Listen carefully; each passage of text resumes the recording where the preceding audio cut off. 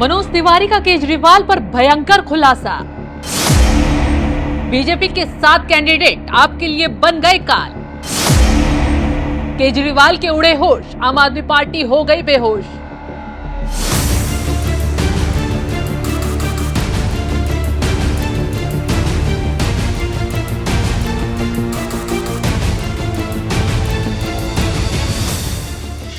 नमस्कार, आप देख रहे हैं एनएमएफ न्यूज। मैं आपके साथ शबनम। लोकसभा चुनाव करीब हैं, देश का सियासी पारा हाई हो गया है, लेकिन कहीं हलचल सबसे ज्यादा तेज है तो वो है दिल्ली, क्योंकि यहाँ बीजेपी की टक्कर केजरीवाल से है, जो इस वक्त शराब घोटाले में जेल में बंद है, और दूसरी तरफ कांग्रेस है, जो पहले ही घुटनों पर गिर चुकी है। तो ऐसे में अब बीजेपी नेता मनोज तिवारी ने केजरीवाल और उनकी नीतियों पर भयंकर खुलासा किया।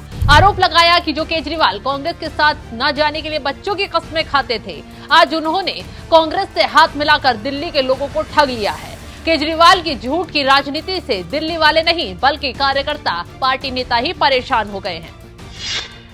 नए चेहरे आने से लोगों में थोड़ा नयापन होता है, नई उमंग होती है, और पहले से ज्यादा वोट परसेंटेज आता। आपने बिल्कुल सही कहा, हमारा लास्ट इलेक्शन का 56% वोट शेयर के साथ हम जीते थे जी। और इस बार इसके साथ साथ एक और सिचुएशन फेवर में है कि कांग्रेस और आम आदमी पार्टी आपस में मिल गई है जी।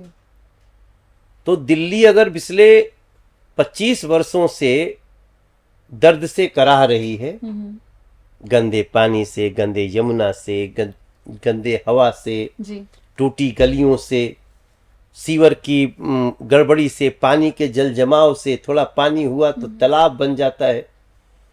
जिनके का शासन काल में ये 25 साल गया और एक दूसरे को गाली देते थे, वही दोनों मिल गए आपस में। लेकिन क्या बीजेपी की इससे चुनौती बढ़ेगी? एग्जैक्टली आपने बोला, अभी लाइन बोली आपने कि फेवर की बात होगी, बट ये फेवर कैसे हुआ? ये तो बीजेपी के लिए कहीं ना कहीं चैलेंज हो गया ना, ये फेवर हो गया क्योंकि छला हुआ महसूस कर रहा है आम आदमी पार्टी का कार्यकर्ता, और कांग्रेस का कार्यकर्ता तो और भी ज्यादा हताश है कि भाई जो हमको गाली देता हुआ आया, आप उसी के चरणों में लौट गए।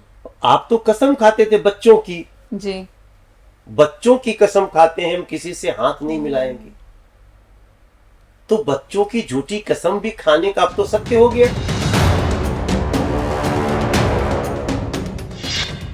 दरअसल इस बार दिल्ली में बीजेपी ने अपने 6 सांसदों का टिकट काटकर नए लोगों को मौका दिया है, जबकि मनोज तिवारी पर दोबारा भरोसा जताया है। बीजेपी ने दिल्ली में 6 नए उम्मीदवार उतारे, पुरानों के टिकट काटे। पूर्वी दिल्ली से गौतम गंभीर की जगह हर्ष मल्होत्रा को टिकट मिला है। उत्तर पश्चिम दिल्ली से हंसराज हंस की जगह योगेंद्र चंदोलिया को टिकट दिया है। नई दिल्ली से मीनाक्षी लेखी की जगह बांसुरी स्वराज को टिकट दिया है। चांदनी चौक से डॉक्टर हर्षवर्धन की जगह प्रवीण खंडेलवाल को टिकट दिया। उत्तर पूर्वी दिल्ली से मनोज तिवारी को फिर से टिकट दिया है। पश्चिम दिल्ली से परवेश वर्मा की जगह कमलजीत सहरावत को टिकट दिया है। दक्षिण दिल्ली से रमेश भिदोड़ी की जगह रामवीर सिंह भिदोड़ी को टिकट दिया है।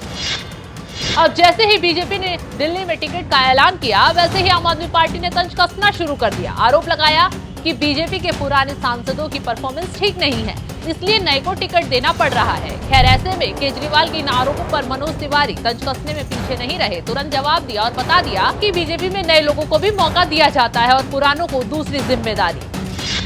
अरविंद केजरीवाल जी को अच्छी तरह पता है कि ये प्रधानमंत्री का चुनाव, इस वोट में जो भी कमल का बटन दबाएगा वो नरेंद्र मोदी जी को पीएम बनाने के लिए होगा। और नरेंद्र मोदी जी का पीएम बनना मतलब हमारे देश के प्रत्येक व्यक्ति का पर कैपिटा इनकम बढ़ना। अभी हम 12 करोड़ घरों तक इज्जत घर बना के दिए हैं, उसके बाद की यात्रा शुरू करना। अभी हम लोगों ने करीब 12 करोड़ बहनों को धुएं से मुक्ति दिलाई है चूल्हे के, उससे आगे की यात्रा तय करना। हम लोगों ने अभी 4 करोड़ 18 लाख लोगों को छत दिया है बेघर को, अब उससे आगे की यात्रा करना। अब हम 49 करोड़ ऐसे लोगों को बैंकों से जोड़ दिए जो कभी आज तक बैंक का मुंह ही नहीं देखे थे, उसके आगे की यात्रा जी। उनको कैसे समर्थ बनाना है, कैसे अब हम लोग 3 करोड़ लखपति दीदियां बनाने जा रहे हैं। जी मतलब जिनके पास 100 रुपया नहीं होता था, वो उनको लखपति बनाकर लखपति बन रही हैं। दीदियां हमारी ड्रोन दीदी कही जा रही हैं, जी और ड्रोन उड़ा करके खेतों में से। उस भारत की कल्पना में अरविंद केजरीवाल को लगता है कि अभी भी उनको ये कैंडिडेट खेल खेल करके, हमारे यहाँ जिनको टिकट नहीं मिलता है उनको दूसरा काम दिया जाए। खैर, इसके साथ ही मनोज तिवारी ने सलाखों के पीछे बैठे केजरीवाल की फाइलों वाली सच्चाई को भी उजागर किया। खुलासा किया कि एलजी के पास जिन फाइलों को रोकने का रोना केजरीवाल रोते थे, सच्चाई तो ये है कि अगर फाइलें रुकी होती तो तमाम विभागों में घोटाले सामने ना आते। फाइल मूव नहीं होती जी तो उन्होंने शराब नीति कैसे बनाई? अगर फाइल मूव नहीं हो रही थी तो उन्होंने क्लासरूम घोटाला कैसे कर लिया?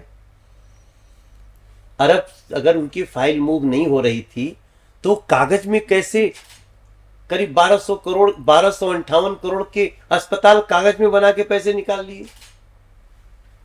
अगर फाइल ही नहीं मूव हो रही थी तो ये जल बोर्ड घोटाला, ये जासूसी कांड घोटाला, ये सब हुआ कैसे?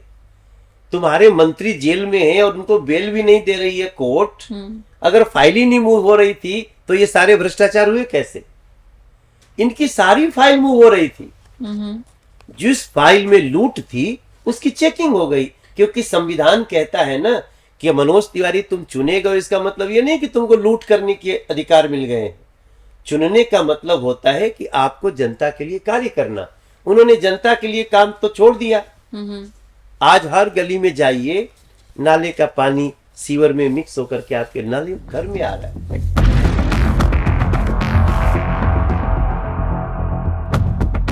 मनोज तिवारी के खुलासे ने आम आदमी पार्टी में हड़कंप मचा दिया है। क्यों? क्योंकि अब एक एक सच्चाई सामने आ रही है। सीए पर लोगों के बीच अफवाह फैलाने वाले केजरीवाल की पोल भी खुल गई है। मनोज तिवारी ने कहा है कि जो हिंदुओं की नागरिकता का विरोध कर सकता है वो कैसे जनता का साथ दे सकता है। सीएए पर दिल्ली के मुख्यमंत्री सरासर फेक न्यूज फैला रहे। अभी उन्होंने कहा है कि नरेंद्र मोदी, जिनको पाकिस्तानी कह रहे हैं ना, वो पाकिस्तान में रह रहे अल्पसंख्यक, जिनकी बहन बेटियों की इज्जत लूटी गई, जिनके बच्चों को धर्म परिवर्तन के लिए मजबूर किया गया, जिनके घर के व्यक्तियों को गोली मार दी गई, धर्म परिवर्तन नहीं कर पाए तो किसी तरह जान बचा करके भागे। आज 21% हिंदू या सिख या जैन या बौद्ध या ईसाई, वो 1.5% रह गए, बाकी कहां गए? अगर वो लोग अपनी जान बचा के भारत में शरण लेते हैं, ले चुके हैं, लेकिन उनको लाइट का कनेक्शन नहीं दिया गया, उनको नागरिकता नहीं दी गई, उन लोगों को सीएए के तहत जो 31 दिसंबर 2014 तक देश में आ चुके हैं, उनको जीने का एक इंसानियत का हक दिया है नरेंद्र मोदी जी ने। उसका विरोध कर रहे हैं अरविंद केजरीवाल। वही लड़के, वही बच्चे लेकर के उनके घर के सामने गए थे।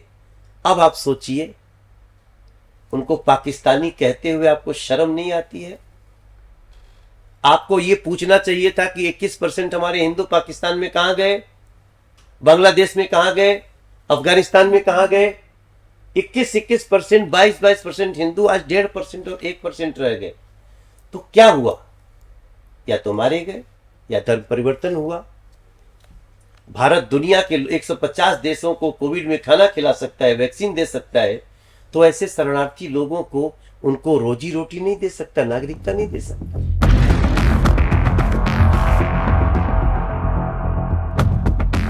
मनोज तिवारी ने आम आदमी पार्टी की 5 कमियों को भी गिनवाया। बताया कि कैसे झूठ की राजनीति कर केजरीवाल ने जनता को ठग लिया है। 5 ऐसी बात बताते हैं। उन्होंने कहा बच्चों की कसम कि दूसरे से हाथ नहीं मिलाएंगे, ऐसा मिलाया कि चरणों में लेट गए हैं। उन्होंने कहा हम 5 साल के अंदर जमुना जी को साफ कर देंगे। आज जमुना जी दिल्ली में जो स्थिति है, आप सब किनारे खड़े होकर के बैठ नहीं सकते हमारा जी। जी उन्होंने कहा हम दिल्ली में जल जमाव नहीं होने देंगे, दिल्ली को लंदन बना देंगे। आज स्थिति देख लीजिए क्या है। उन्होंने कहा था हम यहां दिल्ली में 10,000 इलेक्ट्रिक बसें लाएंगे। आज जो 7,000 बसें थी वो भी 2,800 पे आ गई और 1,500 नरेंद्र मोदी जी को नया देना पड़ा है। हम इतनी बातों में अगर आप कर दें, वो आए थे कहने कि हम भ्रष्टाचार के खिलाफ हैं, वो खुद कहते हैं, मेरे पास वीडियो है, कि अगर आरोप भी लग गया तो नेता को पद पे रहने का अधिकार नहीं है, इस्तीफा देकर के पहले अपनी बेगुनाही को प्रूफ करना चाहिए। यहां 8-8 समन आ गए, डर के मारे थर कांप रहे हैं, ईडी के सवालों का जवाब नहीं दे रहे, उसी केस में जिसमें उनके 2-2 मंत्री जेल में है। बीजेपी कोर्ट तो नहीं है। कुल मिलाकर केजरीवाल चुनाव से पहले दिल्ली में फंस चुके हैं। एक तरफ घोटाला उनकी पार्टी को ले डूबा है, सीएम साहब खुद जेल में हैं, तो दूसरी तरफ झूठे वादे केजरीवाल की पार्टी के लिए मुसीबत बन रहे हैं। तो इस खबर पर आपकी राय क्या है, हमें कमेंट कर जरूर बताएं।